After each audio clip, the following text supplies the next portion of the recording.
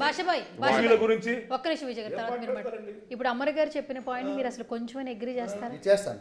రాజ్యాంగం బ్రదర్ ఏమంటున్నారు, రాజ్యాంగం రాసింది కులమతాలు లేకుండా అంబేద్కర్ గారు మనకు ఇచ్చినటువంటి రాజ్యాంగాన్ని హ్యాపీగా నడపండి, ప్రజలకు ఎవరికి అధికారం ఇస్తే వాళ్ళ అధికారంలో ఉన్నప్పుడు వాళ్ళు సేవ చేస్తున్నప్పుడు ఏదైనా తప్పులు ఉంటే సరిదిద్దండి అని చెప్పి బ్రదర్ చెప్తున్నారు. దానికి నేను బ్రదర్కి ధన్యవాదాలు చెప్తున్నాను. నేను ధన్యవాదాలు చెప్తున్నాను.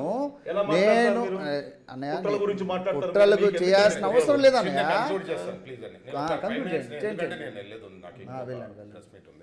చిన్న అండి పాయింట్ ఏంటంటే అండి, ఏదైనా కానీ కూటమి అయితే గవర్నమెంట్ ఫామ్ చేస్తుందండి. Either it may be anything. ఒక సీట్ 151కి అయితే ఒక సీట్ తగ్గదండి. ప్రతిపక్ష హోదా కూడా తగ్గదు వాళ్ళకి. లక్కీలీ ప్రతిపక్ష హోదా దక్కితే సంతోషం. ఎందుకంటే ప్రశ్నించే అసెంబ్లీలో కూడా ప్రశ్నించే ఇది ఉంటుందండి. ప్రతిపక్ష హోదా ఉంటే మనకు కూడా బాగుంటుంది. ఒక 15-18 మంది ఉంటే మనకు కూడా బాగుంటుంది ప్రతిపక్ష హోదా. కాబట్టి మనం కూడా ప్రతిపక్ష హోదా ఉంటే బాగుండని కోరుకుంటున్నాం. కాకపోతే ఇప్పుడున్న పరిస్థితులు చూస్తే ప్రతిపక్ష హోదా కూడా దక్కేటట్లేదు. అదేంటంటే అండి, ఎంత అరాచకము, ఎంత దుష్టపాలన, ఎంత ఇది చేస్తే తప్పించి ఇంత ఘోర పరాజయం అనేది ఎవరు చరిచూరలేదండి. అది కామన్ అండి. ఎన్టీఆర్ గారు చూశారు, రాజీవ్ గాంధీ చూశారు, ఇందిరాగాంధీ చూశారు, అందరు చూస్తున్నారండి. ఇది కామన్ అండి. కాకపోతే ఏంటంటే తప్పుల్లోంచి మనం పరిష్కారం వెతుక్కోవాలి, దాంట్లోంచి ముందుకు ఎలా వెళ్ళాలి. నిన్న తుఫాను వస్తుందంటే నిన్నటితో ఎండ్ కాదండి, మళ్ళీ రీబిల్డ్ చేసుకోవాలి, మళ్ళీ ముందుకు వెళ్ళాలి. ఎలా అయితే బాబు గారు లాస్ట్ 5 years ఎలా కష్టపడ్డారో, 73 ఏళ్ల మనిషి రోజుకి 20 గంటలు సభలో 5 సభలు 6 సభలు చేసేసి ఒక్కొక్క ప్రాంతం ఎన్ని వేల కిలోమీటర్లు తిరిగాడు, ఎంత కష్టపడ్డాడు. రోజు లీటర్ల కొద్ది స్వెట్ వెళ్ళిపోయింది బాడీలోంచి, ఎండ వేడి పీక్ సమ్మర్లలో. అది మనం నేర్చుకోవాల్సిన పాఠాలండి. ఎందుకు తనకి ఏం అవసరం? తనకు ప్రభుత్వం పరిపాలన చూడలేదా? రాజకీయం కొత్తనా, లేకపోతే పదవి వ్యామోహం ఉందా? ఏమి వ్యామోహం ఉందని చెప్పి 73 ఏళ్ళ పెద్ద ఆయన అంత కష్టపడ్డాడు. కసి ఓడిపోయినాం, మనం చేసాం తప్పుని తెలుసుకున్నాం, ఏం తప్పులు చేసాము, ప్రజలకి ఏం వాగ్దానాలు మనం సరిగా చేయలేకపోయినాం, ఏమి ఇస్తాను వాళ్ళు ఏమి ఇస్తున్నారు, వాళ్ళకన్నా మనం బెటర్ ఏమి ఇవ్వాలి, ఇవన్నీ ఆలోచించి పథకాలు అనౌన్స్ చేయటం కానీ, ప్రజల్లోకి వెళ్ళటం కానీ, ప్రజలు అటాచ్ అవటం, కొడుకు కోడలు భార్య తను ఫ్యామిలీ మొత్తం ప్రజల్లో ఉందండి. వేల కిలోమీటర్లు. భువనేశ్వర్ మేడం కానీ, లోకేశ్వరి కానీ, లోకేష్ గారి భార్య కానీ, బాబు గారు కానీ, ఏం అవసరం అండి? పాయింట్ ఏంటంటే అండి, వాళ్ళ ప్రయత్నం వాళ్ళు చేస్తున్నారు. ఎందుకు చేస్తున్నారు అని అంటే 5 ఏళ్ళు మేమేంటో చూపించుకుంటాం. మీరు 5 ఏళ్ళు చూపించుకున్నారు, ఈ 5 ఏళ్ళు చూపించారనుకోండి, నెక్స్ట్ 5 ఏళ్ళు అది ఇది డిఫరెన్షియేట్ చేస్తారు, బ్యాలెన్స్ షీట్ చేస్తారు. అప్పుడు ఎటు మొగ్గుతుంది అనేది మీకే అర్థమవుతుంది.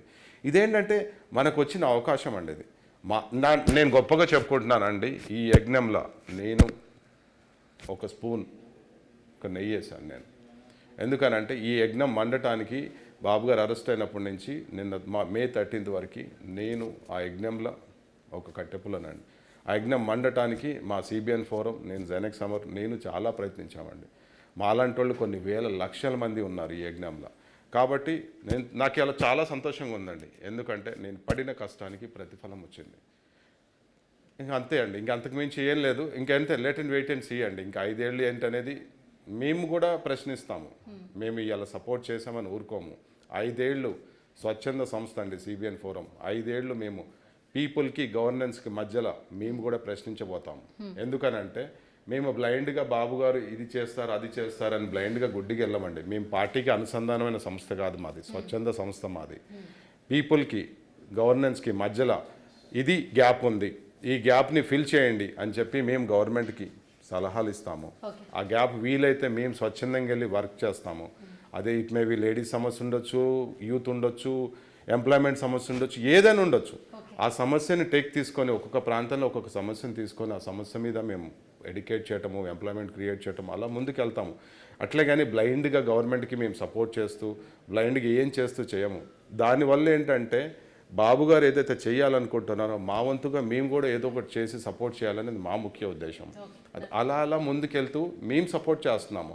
అంతేగాని బాబు గారు గెలిచారని చెప్పి మేము సపోర్ట్లు కొట్టేసి బాబు గారు ఏం చెప్తే రైట్ అని మేము అనము.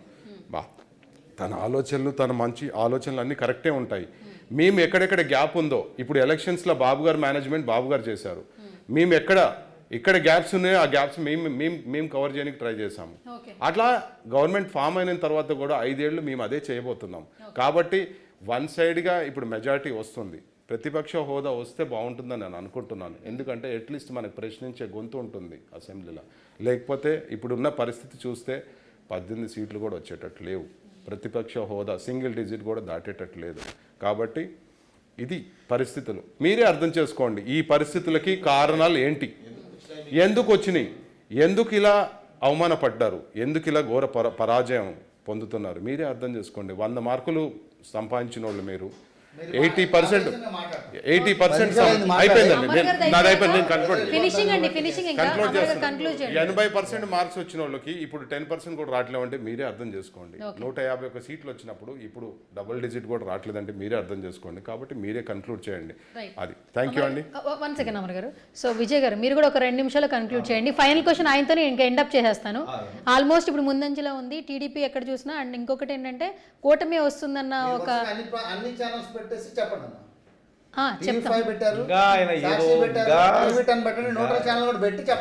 ఓకే విజయ్ గారు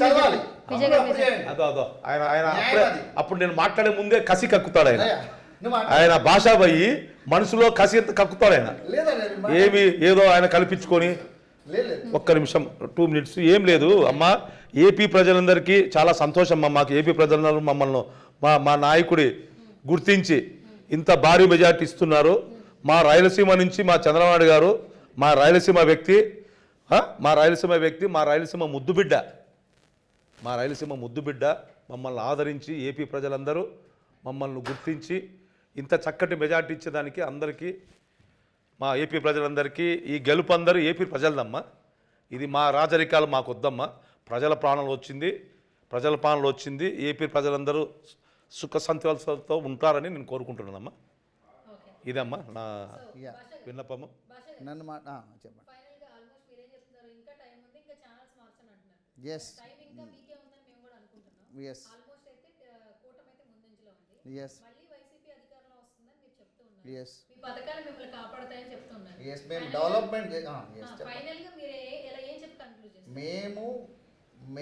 మేము చేసిన మా జగనన్న 3,000 కిలోమీటర్లు కల్లారా చూసి ప్రతి పేదగుండని తట్టి అసలు భౌగోళికంగా ఆంధ్రప్రదేశ్ ఏ విధంగా ఉంది తిరిగి చూసి ఒక రచన రచించాడు. ఈ ఆంధ్రప్రదేశ్ని నేను బాగు చేయాలంటే ఏం చేయాలి అన్నీ మదనపడ్డాడు, ఆలోచించాడు, నవరత్నాలని రచించాడు, ఆ పథకాలని పేద ప్రజలకి అందించాడు. దాని ద్వారా ఇంతకుముందు ఆకలి చావులు ఉండే ఆంధ్రప్రదేశ్లో ఇవాళ రోజున ఆకలి చావులు లేవు. ఇంతకుముందు ప్రతివాడు డ్రాప్ అవుట్ ఉండేవాడు. ఇవాళ రోజున డ్రాప్ అవుట్ లేదు. ప్రతి పిల్లోడు చదువుకుంటున్నాడు. మీకు ఆంధ్రప్రదేశ్ బడ్జెట్ ఎంత ఉంది, ఆ బడ్జెట్ ఇన్ఫ్లో ఎంత ఉంది, అవుట్ఫ్లో ఎంత ఉంది చూసుకొని ఆ బడ్జెట్లోనే పథకాలు రచించి ఇవాళ రోజున ప్రతి పేద పిల్లోడు అబ్బా ప్రైవేట్ స్కూల్ కంటే ధీటుగా ఉన్నాడు. వాళ్ళ డ్రెస్సులు గవర్నమెంట్ పథకాలను అడ్డం పెట్టుకొని చేశారు వీళ్ళు. అభివృద్ధి పక్కన పెట్టారు.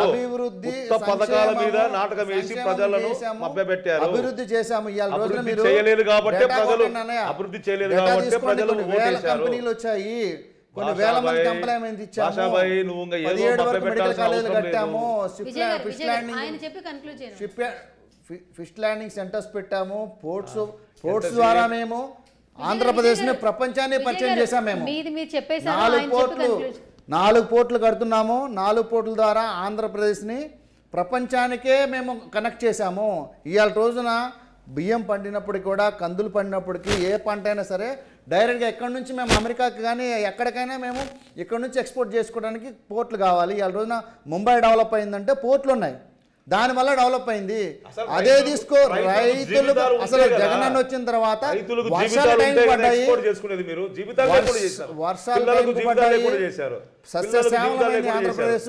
ఈ రోజున ఇప్పుడు ఉద్దానం తీసుకోండి. ప్రజలు 15 సంవత్సరాలు మీరు పరిపాలించారు. ఉద్దానంలో కిడ్నీ పేషెంట్ల యొక్క సమస్య ఎవరు కూడా ఎవరు ఫైనల్ గా పట్టించుకోలేదు. భాషాబాయ్ ఇదంతా వద్దు. వాళ్ళందరికీ భాషాబాయ్ సప్లై ఇచ్చాడు. మీరు సాయంత్రం టీవీ వరకు సిస్టమ్ ఆగండి అని పెట్టాడు. చెప్తున్నారు. ఏదండి? కన్క్లూజ్ ఏం చేస్తారు? మీరే అధికారంలోకి వస్తారని మీరు చెప్తున్నారు. కన్క్లూజ్ ఏం చేస్తారు? అధికారంలోకి రాబోతున్నాము. మేమే ప్రజలకు మంచి చేశాము. అధికారం ప్రజల గుండెల్లో మేము స్థానం రాబోతున్నాం. సంపాదించుకున్నాము. అయిపోయింది కూడా అక్కడ. ప్రజలు మమ్మల్ని మోసం చేయరని చెప్పి అనుకుంటున్నాము. ఆంధ్రప్రదేశ్ ప్రజలకు ప్రజలు మోసం కృతజ్ఞత చేయలే. ఎక్కువ. ప్రజలు న్యాయం మంచి చేశారు. చేసినోడికి ప్రాణం ఓటేసి. ఇస్తారు.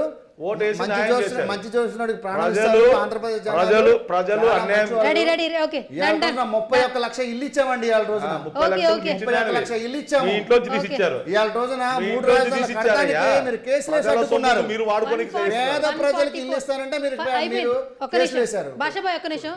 175 స్థానాలకి 144 స్థానాలు ఆల్మోస్ట్ కూటమి ముందంజలో ఉంది. టీడీపీ 121 స్థానాలు, జేసీబీ 17 స్థానాలు. న్యూట్రల్ ఛానల్ మీరు సాక్షి ఛానల్ టీవీ నైన్ పెట్టండి, పెట్టండి లేదంటే టీవీ నైన్ పెట్టండి. టీవీ నైన్ పెట్టండి అమ్మా. టీవీ నైన్ పెట్టేసి నేను కంక్లూడ్ చేయండి అమ్మా. పోనీ మీ సెల్ ఫోన్లో తీయండి, తీసి కంక్లూడ్ చేయండి. ఎంతసేపు అయ్యా లేదన్నయ్య. భాషాబాయ్ లేదన్నయ్య, మేము ప్రజలకి చేసినటువంటి సేవ ఏం సేవ? భూమి మీద మళ్ళీ ఎప్పుడు ఎవరు చేయలేరు. ఏ సేవ ఇంతకుముందు చేశారు? ఎవరు చేయలేరు అన్నయ్య. ఏ సేవ చేశారు? మేము పేద ప్రజలు ఎవరైతే ఏ సేవ ఉన్నారో, చేశారు?